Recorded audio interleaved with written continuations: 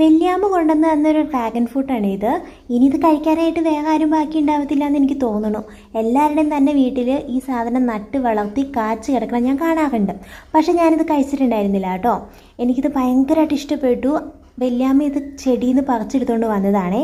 അതുകൊണ്ട് തന്നെ നല്ല ടേസ്റ്റ് ഉണ്ടായിരുന്നു. എനിക്ക് ഭയങ്കരമായിട്ട് ഇഷ്ടപ്പെട്ടു കേട്ടോ. ഇന്ന് ഞാനൊരു റീല് കണ്ടു കേട്ടോ. അത് കണ്ടു കഴിഞ്ഞപ്പോൾ എനിക്ക് ഭയങ്കരമായിട്ടും ഇതൊക്കെ എങ്ങനെ സാധിക്കണമെന്നായിപ്പോയി.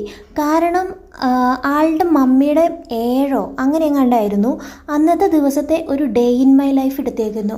ഭയങ്കര സന്തോഷമായിട്ട് ഫുഡൊക്കെ കഴിച്ച് പായസമൊക്കെ കൂട്ടി എന്നിട്ട് പറയുകയാണ് മരണാനന്തര ചടങ്ങിന് കിട്ടുന്ന ഫുഡിന് നല്ല ടേസ്റ്റ് ആണെന്ന്.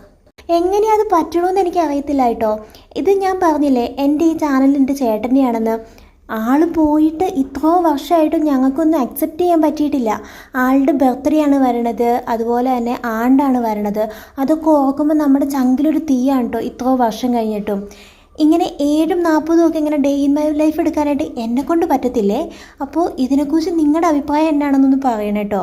നമ്മുടെ പ്രിയപ്പെട്ടവർ പോയി കഴിയുമ്പോൾ നമുക്ക് അവിടെ ഒരു വിടവായിരിക്കും. എപ്പോഴും അവർ യൂസ് ചെയ്യുന്ന സാധനങ്ങളും കാര്യങ്ങളൊക്കെ കാണുമ്പോൾ ഒരു വിഷമം നമുക്ക് വരും.